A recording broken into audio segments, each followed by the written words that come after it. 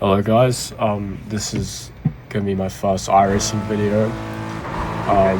It's, as you can see, it's the GT4 class around the Nurburgring, the 24-hour layout. So we cut here to the start of the race. Now we're starting P9 because we didn't do qualifying. But yeah, we look to get a good run on this BMW ahead, but give him a tap. We tapped him a little bit, nothing serious. But yeah, we're side by side with the number 6 Mercedes behind, and I think he gives us a tap into this next corner here. Yeah, he does. A bit aggressive, and again as well as we go into the left-hander.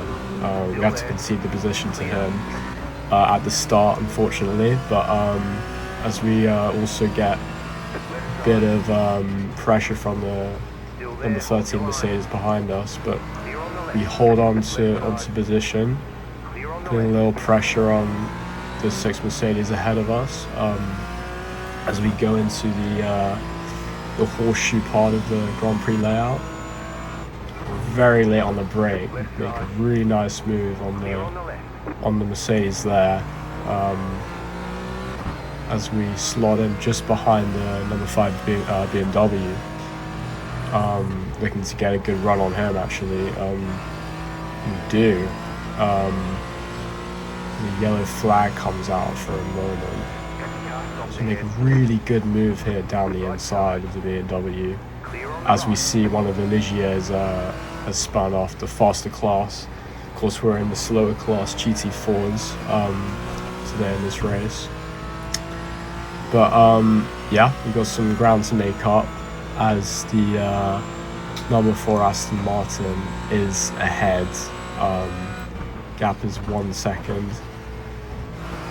As we get a bit slow out of the chicane, but it's okay.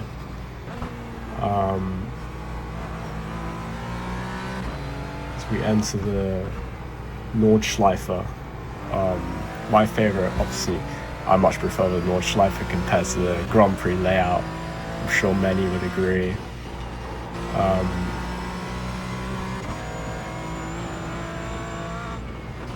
Yeah, we go through here.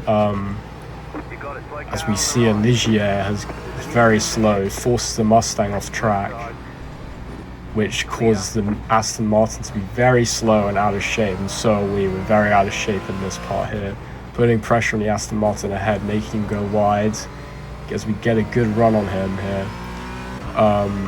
He's weaving a bit on the straight, which is a bit worrying, so we decide to slot him behind.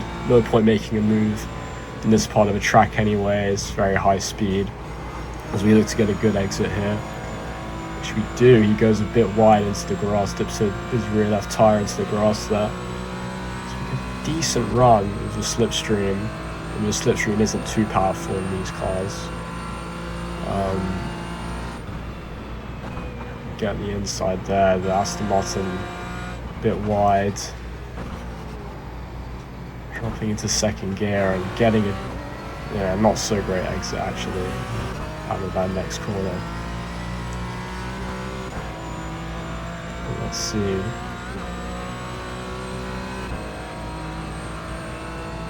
Two leaders are battling ahead, probably losing a bit of time to us, as we get very close to the Aston Martin ahead. We're almost pushing him through, really. We get a bit of a snap there off the exit.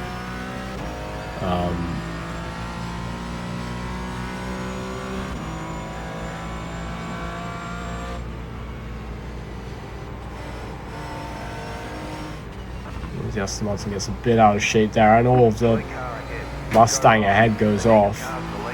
We manage to avoid him, and we put pressure on the Aston Martin. We go down the inside. We get a bit of contact at an incident point.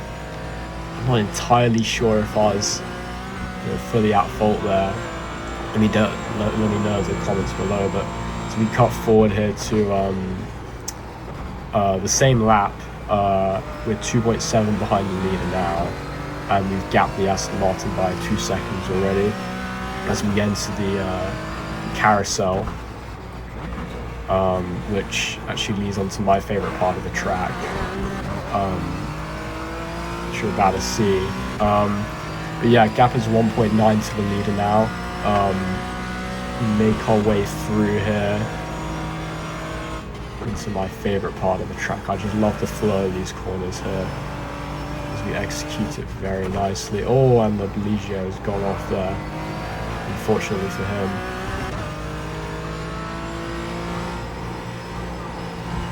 As we go a little bit wide here, not ideal, but we cut in very early, and actually it's alright that corner there. We're gaining to the leader ahead. It's 0.7 now. We've gained a huge chunk of time through there. Again through here. The leader just doesn't seem too comfortable, really. Like he's not optimizing the track very much. But yeah, the gap is only 0.4 now. It's very close on lap 1 here, the leader race. That's the corner I pretty hate the most. Well, it's not really a corner, it's just the drop down. Sometimes the car can get fully out of shape there upon landing because there's a bit of airtime that occurs as we enter this very high speed part of the track here.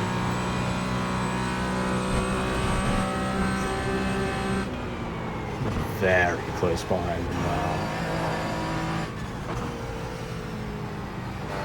I think I flashed my headlights here just to give them a bit of pressure. As we're about to enter the long straight, which is probably the best place to make a move on the Nordschleife, which is what we're going to look to do here. As we are 0.3 behind at the start of the straight, we're in the slipstream, and let's see how powerful the slipstream is with the GT4s. So gaining.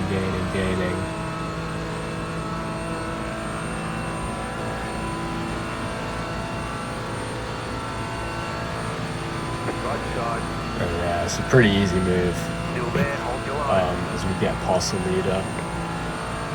Already into the leader race now, as we look to bring the car home, really. You never know what can happen around the Nurburgring, so it's never a slam dunk, you know, if you've clearly got the pace, which I do on this day. But yeah, as we finish the last lap, but yeah, we're cutting towards now lap 2.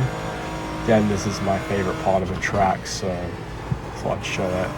The gap's now 5 seconds. I've pulled to the leader in the space of about half a lap, which is pretty good.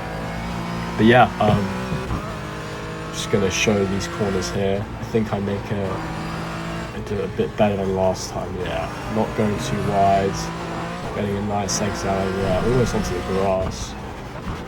Very nice right-hander there. Optimizing the exit. I think this is YouTube corner, which is what they call it.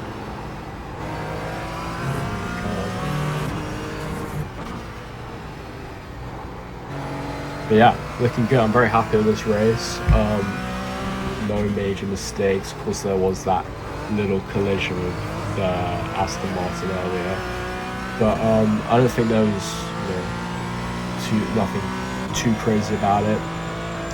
As I said, let me know down below if I should have done anything better, because I'm always trying to improve my racecraft. But yeah,